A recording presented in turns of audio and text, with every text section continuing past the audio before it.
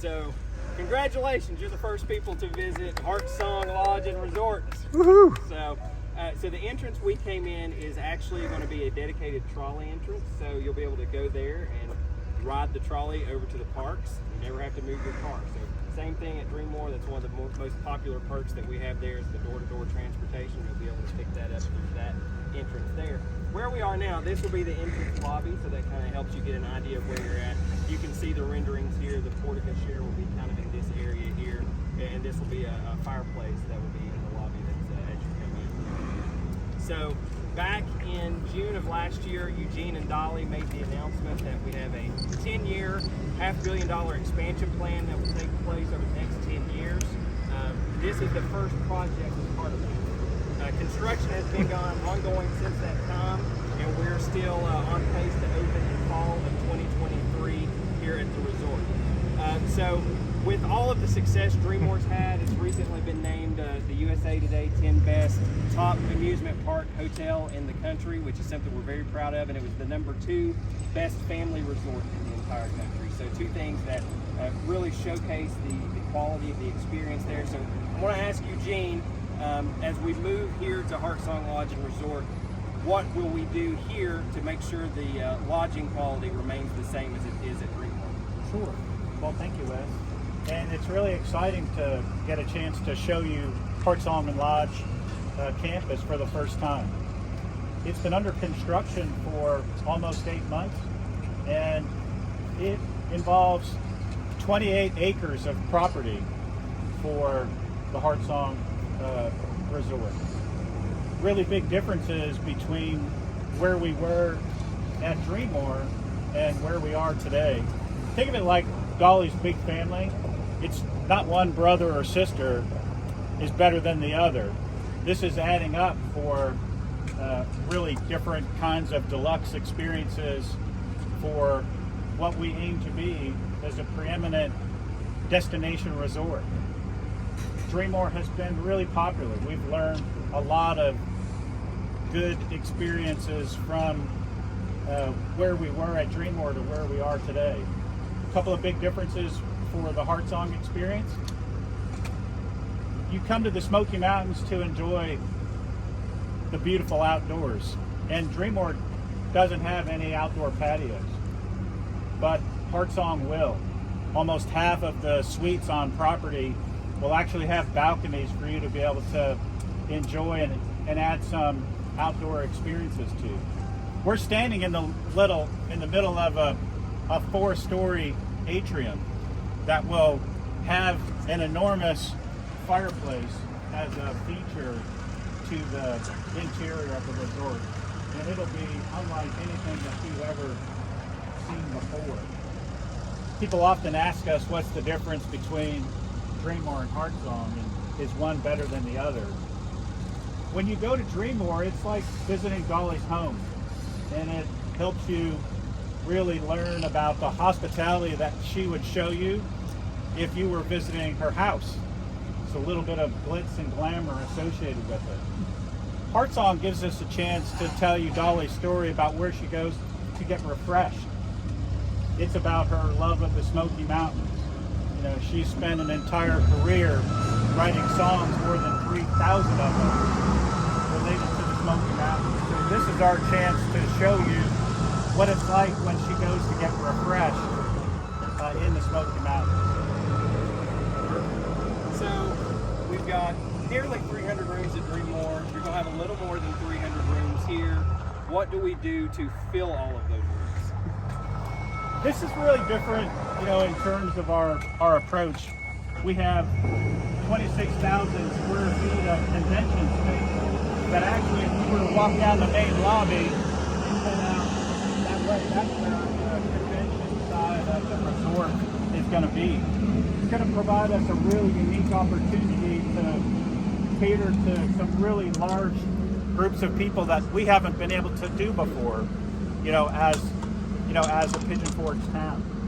So I'm very excited about what that'll be. Theater style, we can serve almost 900 people in one of our rooms. So think about the scope of that and what they're going to be able to offer here It's really nice. And we planned long term. You know, you heard Dolly and I announce a $500 million investment. We actually have master plans for 5 different resorts on our property. Long-term vision to when someone thinks about a vacation, we want them to start thinking about, you know, coming to Pigeon Forge and coming to Dollywood Parks and Resorts.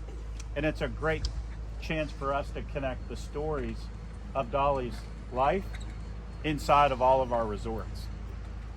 So to piggyback off that, and I'll ask Pete this, with the addition of these resort properties, what has that done for the Destination Dollywood experience? How has it changed? Well, when we made the announcement for Dreammore back in 2013, you know, we really were an aspirational regional theme park.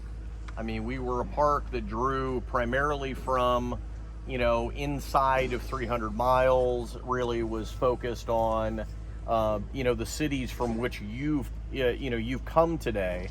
And once Dreammore opened and then we've started to roll out the announcements for the other resorts and the other work that we're doing, it's allowed us to really expand the footprint of where our guests are coming from.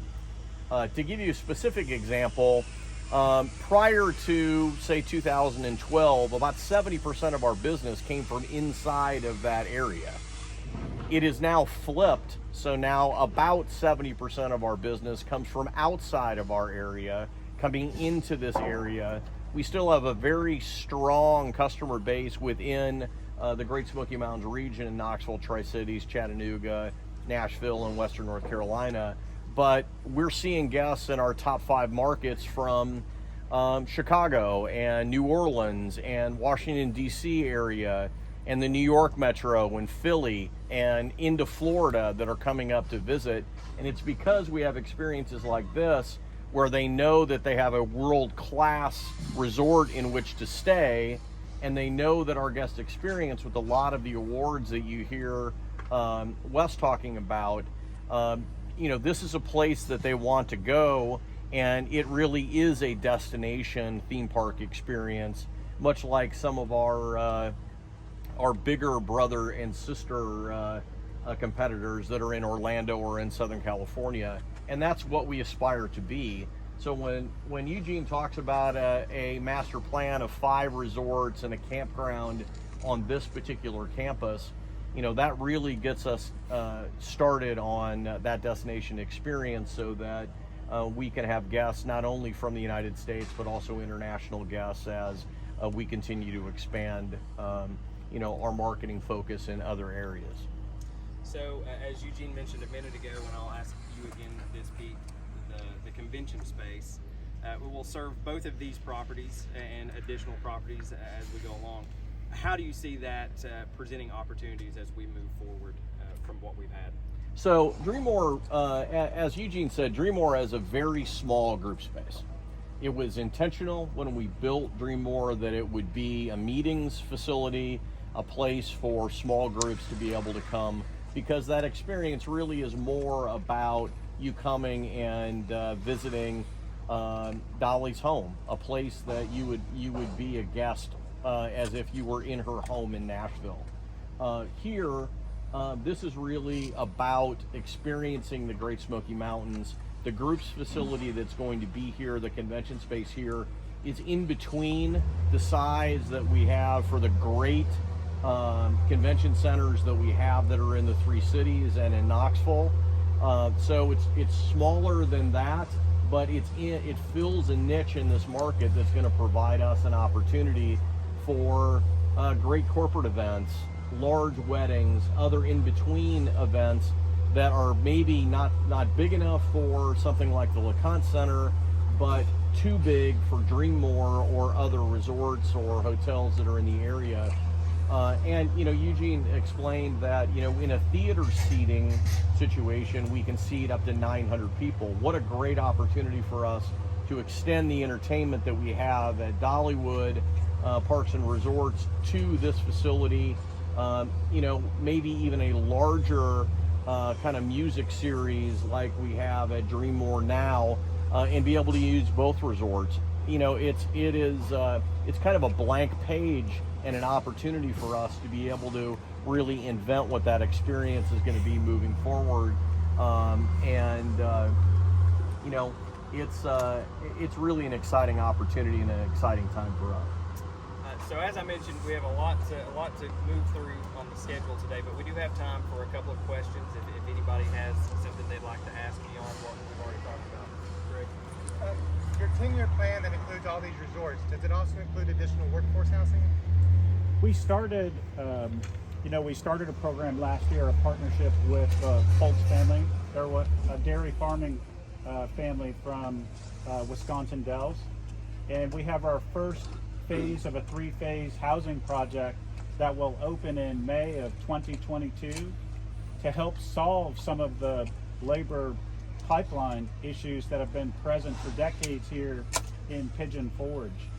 And many of you probably heard the announcement about our Grow You program, and that is where Dollywood Parks and Resorts is going to be paying 100% of the tuition towards over 100 degrees in institutions for anyone who's working at Dollywood Parks and Resorts. I believe the dorm will be the perfect opportunity to provide a normal college experience for someone who's attending college and working at Dollywood Parks and Resorts. Phase 2 of our housing project is already underway in design. We'll be adding up to another 500 beds that we'll start construction on very soon and open in the summer of 2023, because in the fall of 2023 we're going to have the need for another 400 hosts to be helping us deliver the day when HeartSong and Lodge opens in the fall of 23. And probably the one that I'm most excited about is our 3rd phase, and that creates a leadership housing plan, because in order for us to execute on our 10-year plan, we have to add over 400 leadership positions to be able to handle everything that we're doing on our site from a project perspective. So this will help solve reasonable housing, which we all know is a challenge for our region. And we're trying to lead the way not only for Dollywood Parks and Resorts, but for the community. We've committed 100 beds for our first dormitory to be used for town businesses. Those are the people who don't have the same resources that Pete and I are lucky to be able to have at our fingertips. And so we're going to help the community advance, through the ship's hospitality program and provide them some beds in our phase 1 project.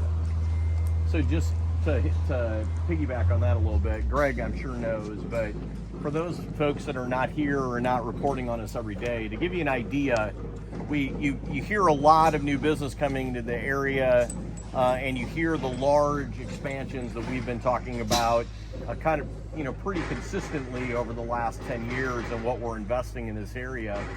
I didn't check this morning, but before Christmas, on Indeed, there were about 12,000 jobs available in this market.